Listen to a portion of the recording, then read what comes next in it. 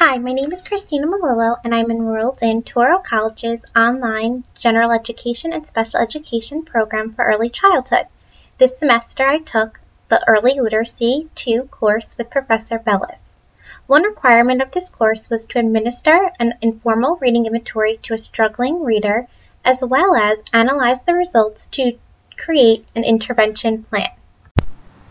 What is an informal reading inventory? An IRI is individually administered and usually consists of oral and silent reading passages selected from basal readers from the pre-primer to 8th grade levels. An informal reading inventory is a valuable aid that helps teachers determine a student's reading levels. This is a child's independent instructional, frustrational, and listening capacity. It also helps an educator determine a child's reading strengths and needs. The first step is to administer the informal reading inventory. This summer, I have been tutoring a 6-year-old boy who will be entering 1st grade in September. This child also belongs to the school that I currently teach kindergarten at. Last school year, the child did not meet expectations in reading. Therefore, the learning specialist assigned me to work closely with this child 3 times a week. Therefore, I certainly felt that this child was the perfect candidate to perform this case study on. Here are the results from the informal reading inventory.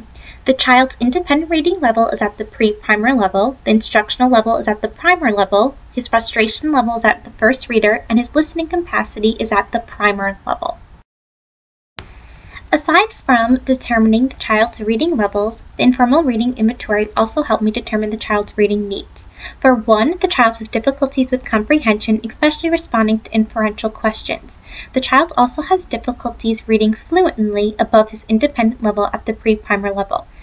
Third, the child also inconsistently uses decoding strategies when encountering unfamiliar words in his reading. He is stronger at decoding words in isolation.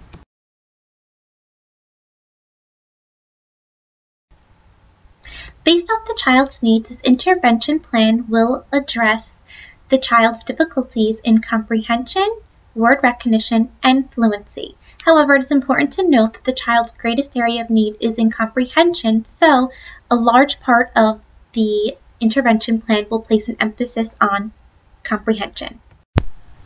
Here is a list of comprehension interventions. Explicitly teach a variety of comprehension reading strategies through modeling and think aloud procedures. Teach the child to use graphic organizers, and also the direct reading and thinking activity. All of these interventions will help the child monitor his comprehension before, during, and after reading. Here are the fluency interventions. The fluency interventions are repeated readings, choral reading, and reader's theater. It's important to note that the child had trouble fluently reading text beyond the pre-primer level. During the assessment, the child fluently read the pre-primer passage, but on levels higher, the child read in a monotone, slow voice. The third part of this intervention addresses word recognition strategies. I'll be following Orton Gillingham approaches.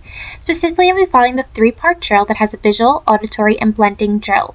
In detail, the child needs specific help with blending sounds together to make a word. As well, I will also implement word attack skill lessons from Orton Gillingham, especially the lesson on silent E, as it was noted in the assessment that the child had trouble decoding numerous words with the silent E ending.